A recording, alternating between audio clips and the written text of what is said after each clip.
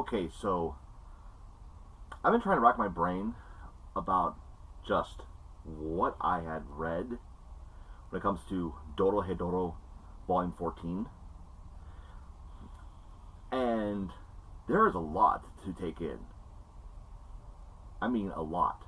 But also, there's stuff that has now been explained, and it's great that this stuff has been explained, but there's more and more questions that just keep popping up. It's like, I think I said this in my last Dorohedoro review, that every question that gets answered, a new question then pops up. So, let's go through this volume and see what we discover. So, start off with the volume. We start off with Nikkaido and her training with Kawajiri. Now, her training is very much like that of kind of training you go through if you're trying to become a devil. And it would appear that from the book that Kawajiri and Nikkaido had taken from the En mansion, that they, well, not they, but she needs to release a lifetime of smoke all at once. And the problem is that she has been trying to release as much smoke as she can, but something is holding her back, and that is a internal fear. So, Kawajiri gets a hold of this weird-looking headset that essentially allows Nikkaido to confront her fear in a dreamlike state. Now, it's either she confronts this fear, or she ends up becoming mad, meaning like insane or whatever. And thus, after confronting her fear, which was in the form of this creature named Jelly, she was then able to release a lifetime of magic all at once in this giant-ass eruption, which caught the attention of every other party in the story right now. And a suitcase, or like a trunk or whatever, appeared, which is the final form of her magic. Now, her magic, as we know, is space and time. But prior to this, okay, she was never really able to utilize it at her discretion. It was more of like a hiccup, in a sense. A uncontrollable essence that she had no control over. Kind of like hiccups. When you start hiccuping, you have really no control as to when you will hiccup and how often you'll hiccup. You have control of stopping the hiccup, yes, and that's the control that she had, was stopping the use of her magic by not using it. And now that she had been able to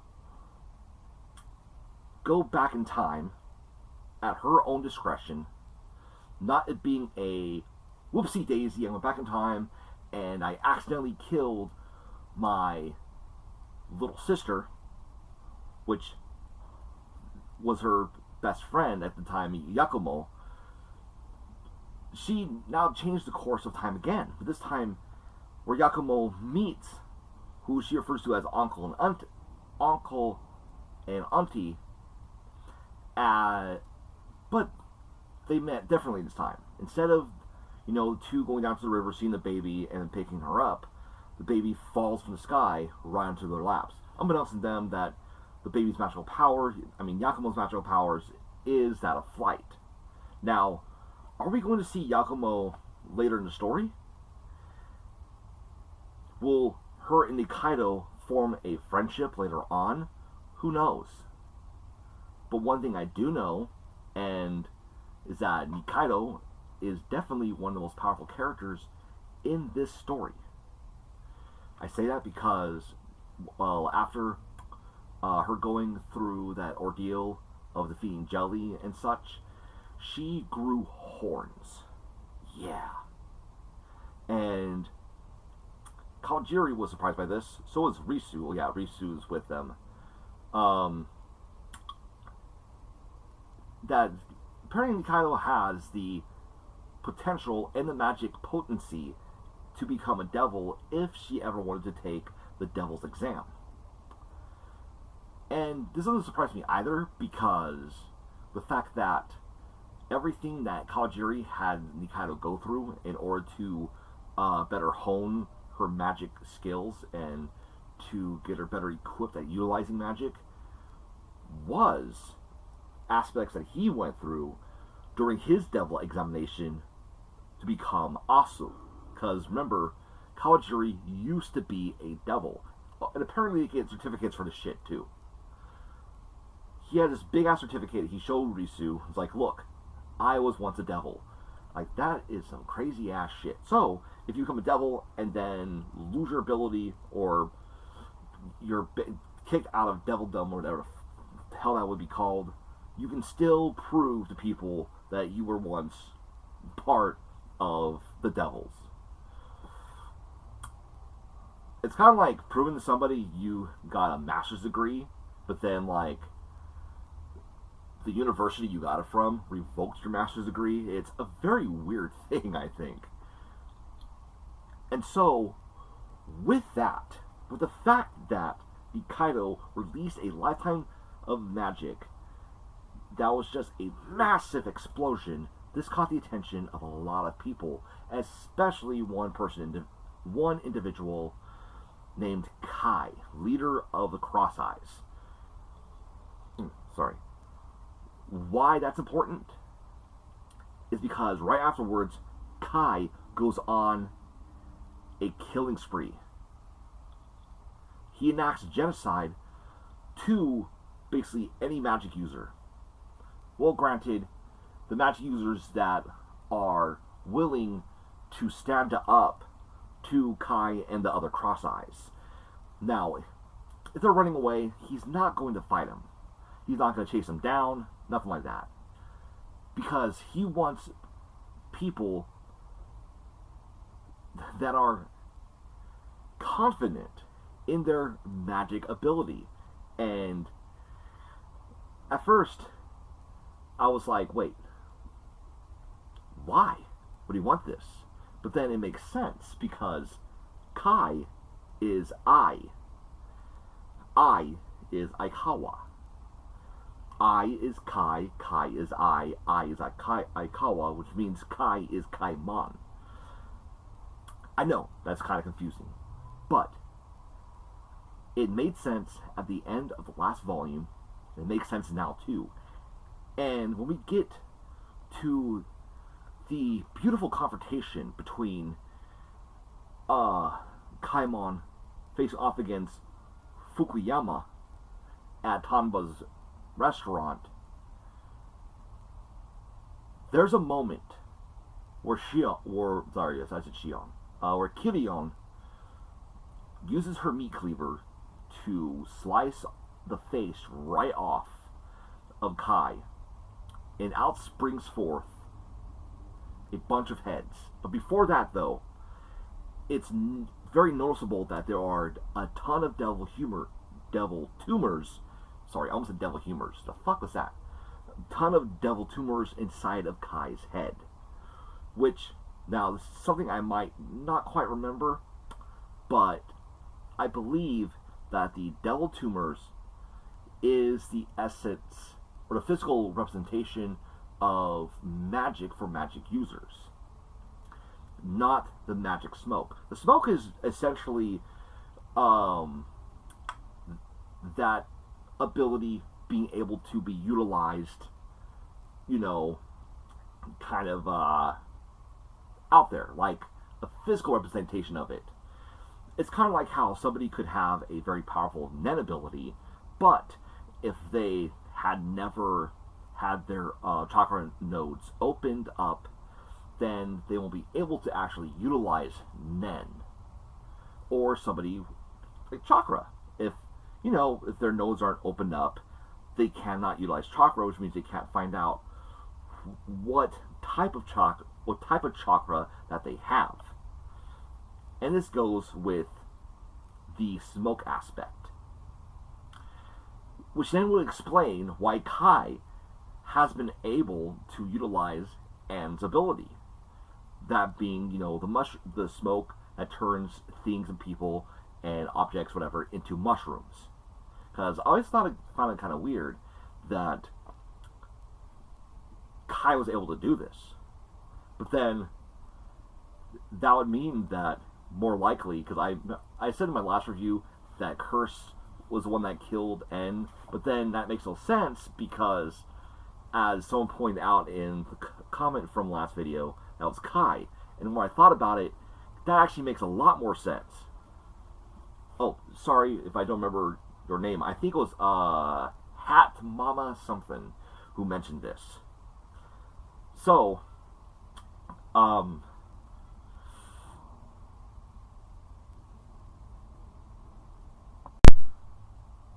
which would make a lot of sense, especially considering the fact that, when Turkey made a doll of En to go and find out what happened, alright, to En, or granted, I think it was like to find out where En's killer was, it led Shin and Noi to the original stronghold, which actually was just a very posh apartment complex of the Cross-Eye boss. Now, going back to talking about the devil tumors, this means that Kusakabe's I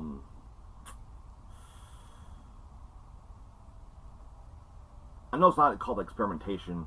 I just can't think of the damn word for it right now. Operation, there you go. The operation he did on I was actually successful because I had always wanted to be a magic user. And he wanted to see if whether or not an operation of being a magic user would actually happen. He wanted to know if that was even possible. But, as we know from Kusakabe's experience, that he believes that I had passed away. But when they went to go visit his grandfather with that long ass neck of his, the grandfather had a really, really long neck, and found out that I's gravesite had no body in it, then led to, Kusakabe wondering whether or not if I is actually still alive. And the biggest hint we get that Kai is I, or I is Kai, is the fact that this guy, his black blood or whatever, is oil. And the fact that I jumped into a vat of oil and hole to snatch up a magic user in order to have the operation done on himself. Or rather, to have Kusakabe do that operation to him. So to me, that's like the biggest hint right there. Now there are a couple other of smaller aspects,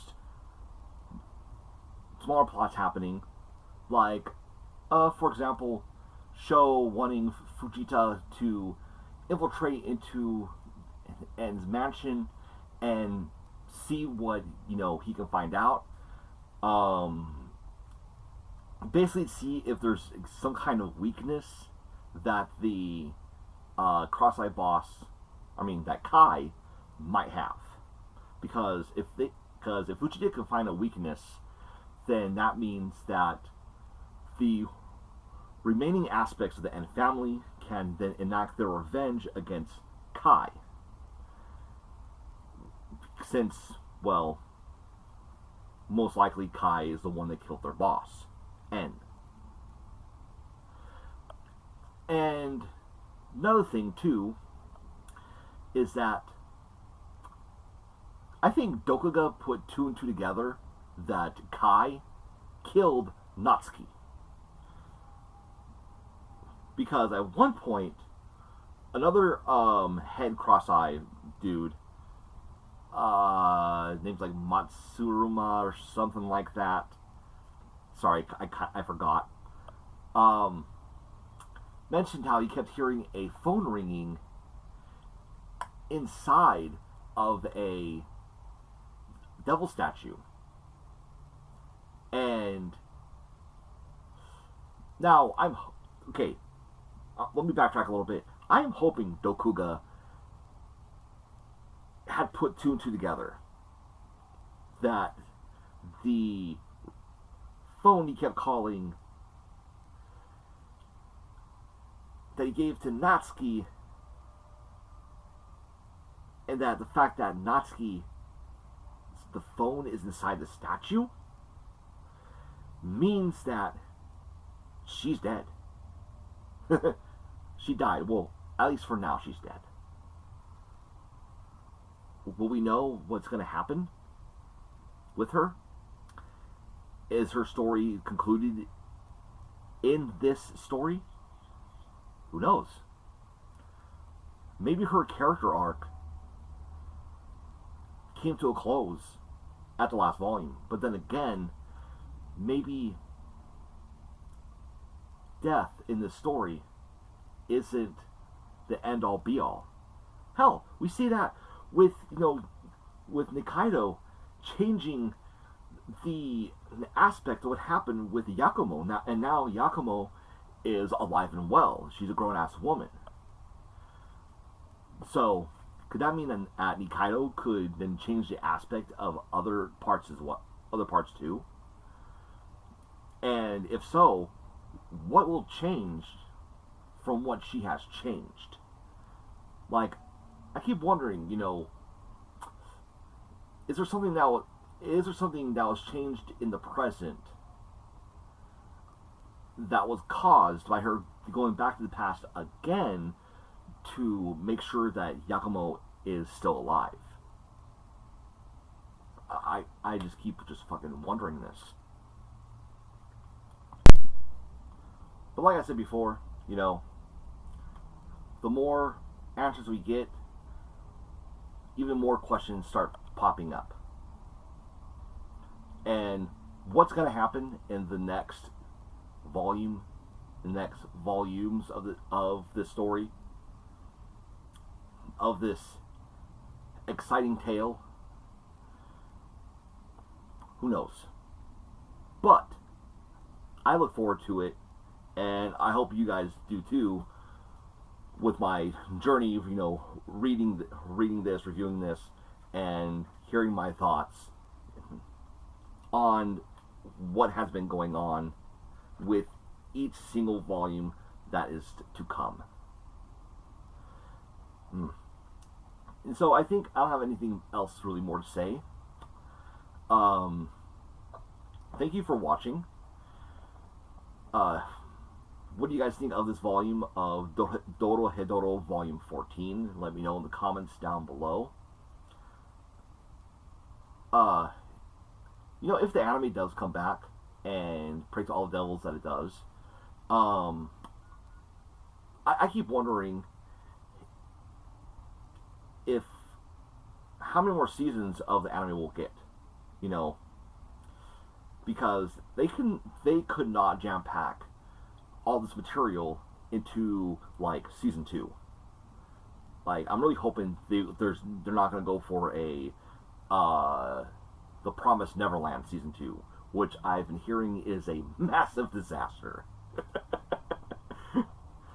But yeah, what do you guys think of contents from this volume? Let me know down below in the comments section.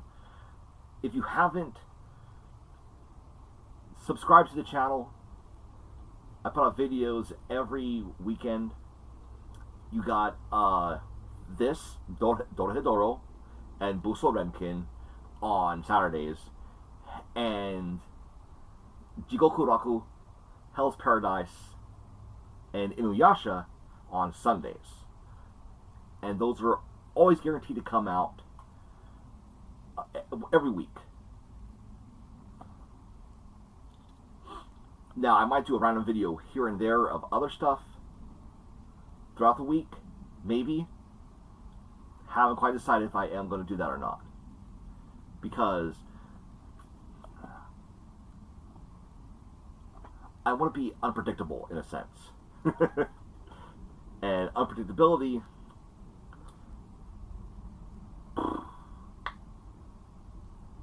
can be a good or a bad thing. So yeah. Alright. Oh, I forgot. Make sure to hit that notification icon and click that bell thingy. That way you'll be notified of when a video drops, whether it be a scheduled video or an unscheduled one. Alright, y'all stay blessed.